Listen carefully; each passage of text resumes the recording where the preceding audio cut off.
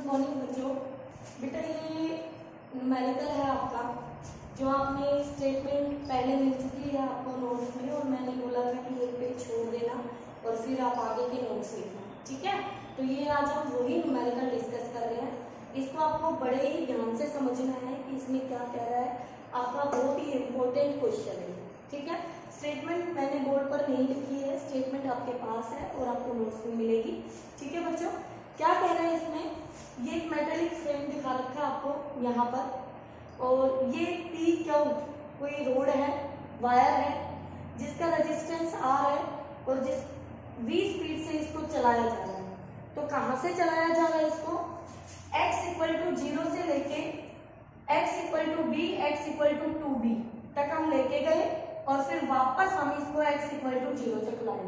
यानी कि ये आपके पास कुछ इस तरह से है, ये रोड यहाँ पर थी, अब इसको चलाना शुरू किया, ऐसे धीरे धीरे धीरे धीरे लेके गए, फिर ये रोड यहाँ पहुंची, फिर वापस और आगे चलते गए यहाँ पहुंची, फिर वापस हम चले, ऐसे आए और यहाँ तक जहाँ से हमने शुरुआत की थी वहीं पर हम आ गए, ठीक है। तो हमें करना क्या है बच्चों, हमें इस रोड के लिए ग्राफ प्लॉट करना है कि जो फ्लक्स लिंक जो ये एरिया स्टार्ट करेगी, तो कितना फ्लक्स, कितना इंड्यूस ईएमएफ, कितना फोर्स और कितनी पावर। तो हमें इन सब की बात करनी है। फ्लक्स आपको पता है फाई इक्वल टू होता है मैग्नेटिक फील्ड इनटू एरिया। मैं एक बार फॉर्मूले रिवाइज करा देती हूँ आपको। इंड्यूस्ड ईएमएफ होता है equal to minus D phi by D t. बच्चों माइनस साइन को मत छोड़ना, जब भी इस तरह से क्वेश्चन आते हैं ग्राफिकल तो आप कभी भी नहीं छोड़ेंगे। हाँ, आप करंट के केस में आप माइनस साइन को छोड़ सकते हैं, क्योंकि करंट स्केलर क्वांटिटी है, माइनस का कोई रोल नहीं है। लेकिन इंड्यूस ईएमएफ आता है तो माइनस साइन का रोल है। आप ग्राफ बनाएंगे तो कौन से क्वाड्रेंट में बनेगा, ठीक है। उसके बाद फोर्स आपके पास एफ आता है आई एल बी, ठीक है। उसके बाद पावर आपकी आती है P equal to F into V. तो ये सारी बातें आपको ड्रॉ करनी है ग्राफ से, ठीक है। कैसे करेंगे, तो मैं एक फॉर्मेट यहाँ पे तैयार कर देती हूँ आपके लिए। तो यहाँ पर मैंने ग्राफ ड्रॉ करना है, ग्राफ में यहाँ बनाऊंगी बेटा आपके लिए, और बाकी पैरामीटर्स हम उधर ही डिस्कस कर लेंगे अपने, ठीक है। तो ग्राफ के लिए, क्योंकि सभी का एक साथ बनाना है इसलिए पूरी जगह चाहिए आपको प्रॉपर, तो उसके लिए देखिए आप, ये आपने ले लिया है x इक्वल टू 0 के लिए, यानी यहाँ पर आपका k होगा, ठीक है। अगला जो कॉलम है वो आपका L पोजीशन को दिखाएगा, फिर उससे अगला M, फिर वापस आएगा L पे, फिर वापस आएगा K पर।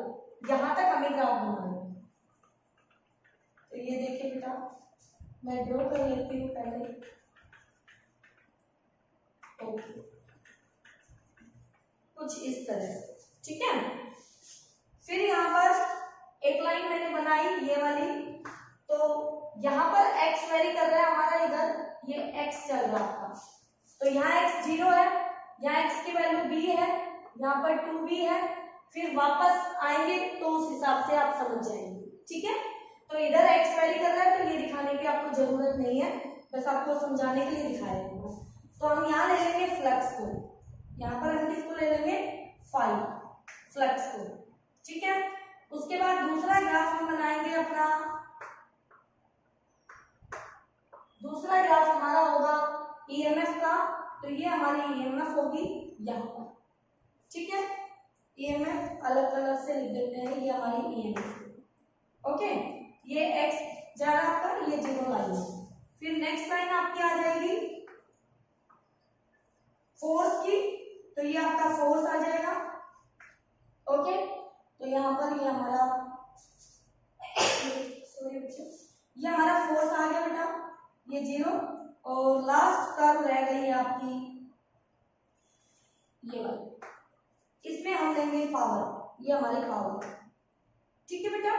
तो ये आपकी पावर के लिए 4 ग्राफ एक साथ बनाएंगे बेटा, तो कंपैरिजन इजीली कर पाएंगे। चलिए अब आप आ जाइए वापस क्वेश्चन पर।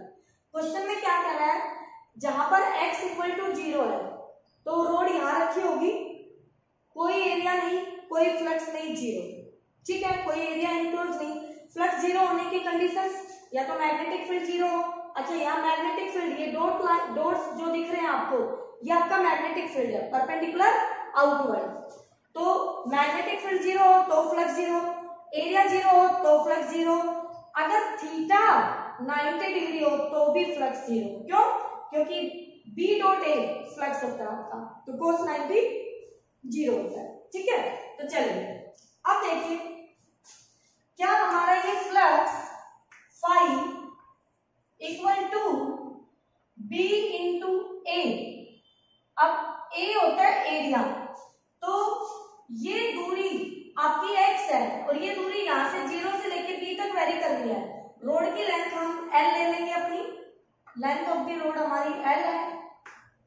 ठीक है, तो क्या एरिया को मैं लिख सकती हूं b l x, और x आपका क्या है 0 के ग्रेटर देन इक्वल टू और less than equal to b। x vary from 0 to b तक। ऐसा होगा, x कम है तो फ्लक्स कम है, जैसे जैसे x 0 है तो फ्लक्स 0, x b है तो b l b। ठीक है, तो ये फ्लक्स हो गया।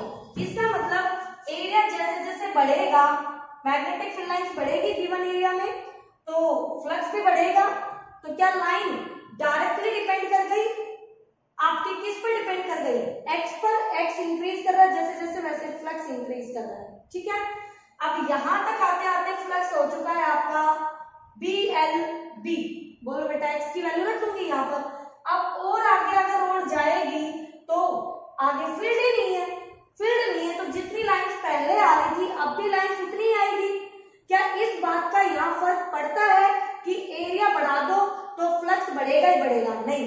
देखिए क्वेश्चन यहाँ पर, ये एक सर्कुलर रीजन आपको दिख रहा है, इसकी रेडियस है r1, इसके अंदर मैंने एक यहाँ बना दिया है स्क्वायर, इसकी साइड a है और स्क्वायर के अंदर है मैग्नेटिक फील्ड, ये है। तो कोई आपसे फ्लक्स पूछेगा यहाँ से, तो फाई की वैल्यू क्या आप यहाँ पर मैग्नेटिक फील्ड b और एरिया पाई r1 का स्क्वायर करेंगे, या फिर आप यहाँ पर मैग्नेटिक फील्ड b और एरिया क्या a स्क्वायर करेंगे? तो जो बच्चे इसको करेंगे वो गलत होंगे, जो बच्चे इसको करेंगे वो सही होंगे। क्यों?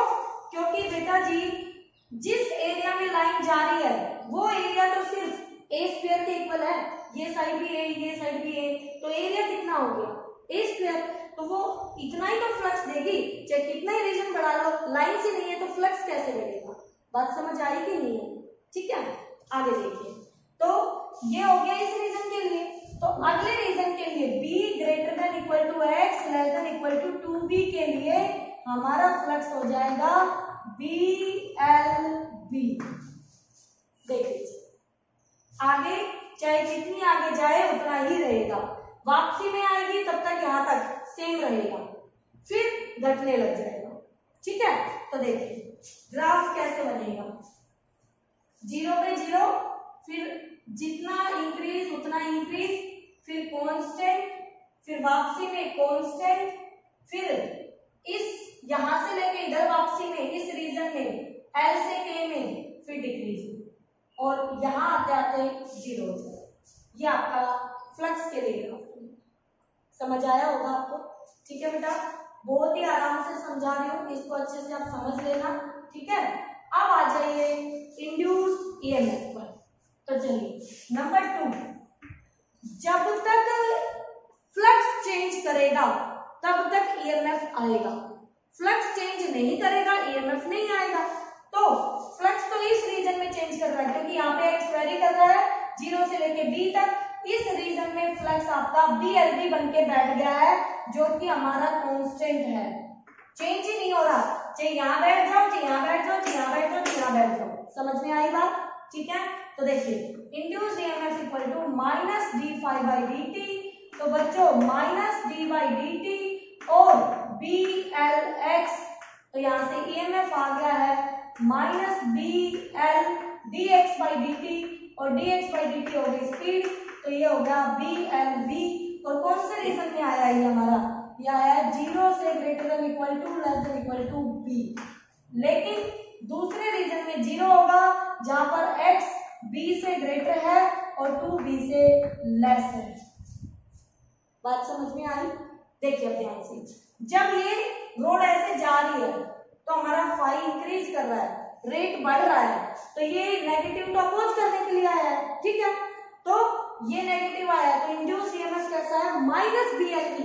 तो माइनस के लिए ईएमएफ नेगेटिव, कौन से रीजन में, K से L में, तो नेगेटिव के लिए ये कर्व यहाँ पे है और BLV कांस्टेंट है तो ये वैल्यू हो गई आपकी माइनस BLV इंड्यूस ईएमएफ।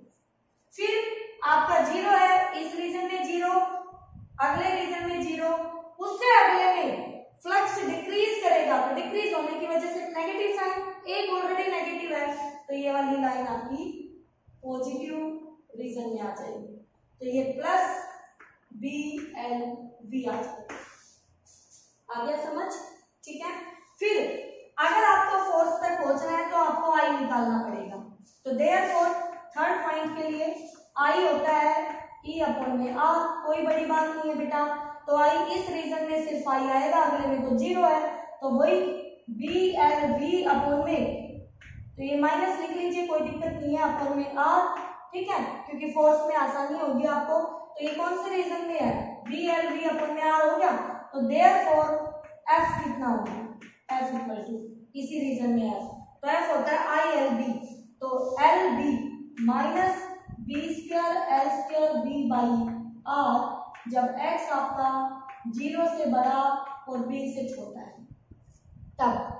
और दूसरे रीजन में B से बड़ा और 2B से छोटा है तो आपका फोर्स 0, करंट 0, फोर्स 0, ठीक है। तो यहाँ पर ग्राफ हमारा कैसा आ जाएगा, सेम इसी तरह से, पहले रीजन में नेगेटिव फोर्स, ये नेगेटिव फोर्स, और अगले दो रीजन में 0 फोर्स, फोर्स लगेगा ही नहीं, ये 0 फोर्स है बेटा, ठीक है, डार्क करने के लिए मैंने ऐसा किया। फिर पॉजिटिव फोर्स, चेंज हो गया ना डायरेक्शन, ठीक है। तो ये ग्राफ बन गया आपका फोर्स के लिए। लास्ट में है पावर, पावर होती है F इंटू V, तो पावर निकाल लीजिए फोर्थ पॉइंट में, पावर हो गई F इंटू V, तो F कितना है आपका B square L square V, और एक ये हो गया तो ये बन गई B square L square V square upon में R, ठीक है। ये सिर्फ आपको इसी रीजन में मिलेगी, अगले रीजन में कोई पावर नहीं, फोर्स नहीं, तो कोई पावर भी नहीं, तो ये हो गया आपका B greater than less than 2B।